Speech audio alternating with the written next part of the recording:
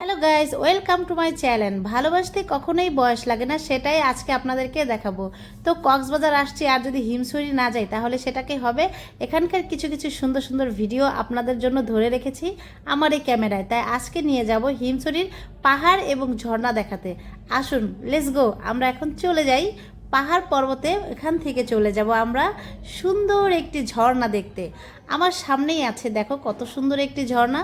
এটা কিভাবে আসছে, কোত্থেকে আসছে আমরা নিজেরাও কেউ জানি না, কিন্তু এই পাহাড় থেকে ঝর্ণা পানি পড়তেছে তো পড়তেই আছে। জানি না কার কার আমার এই ভিডিওটা ভালো লাগে, যদিও ভিডিওর মাঝখানে বলে নিলাম।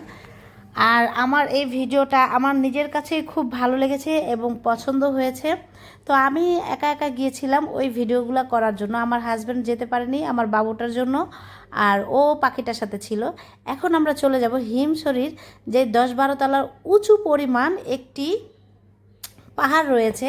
আমি তো সেই পাহাড়ে উঠতে উঠতে আমার হাঁপানির সমস্যা আছে, তো তখন আমি একটু গ্যাস নিয়ে নিয়েছি। তো এত উঁচু বিল্ডিং ছিল, আমি তো ভয়ে উঠতে পারছিলাম না, ওখান থেকে আবার নেমে যাচ্ছিলাম।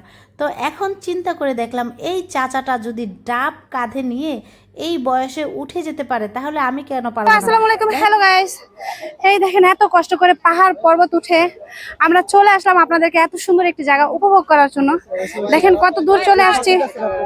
এই দেখেন, দেখেন, দেখছেন এত সুন্দর পাহাড়, এত সুন্দর রিভিউ দেওয়ার জন্য কত কষ্ট করে আমরা এখানে চলে আসছি ভাই।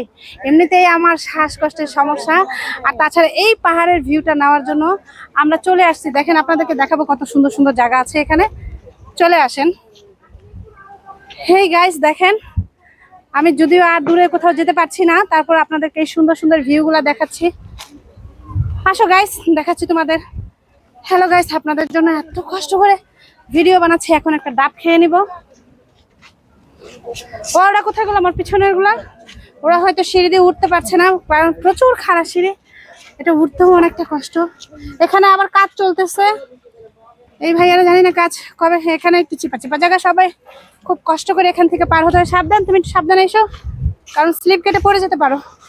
আচ্ছা, এখানে একটু জিরায় নেই আমি। এই সমুদ্রের ভিউ নিতে খুবই কষ্ট হয় আমাদের, আর এত উঁচু পাহাড়, আপনাদেরকে পুরোটা ব্লগ দেখাবো আমি।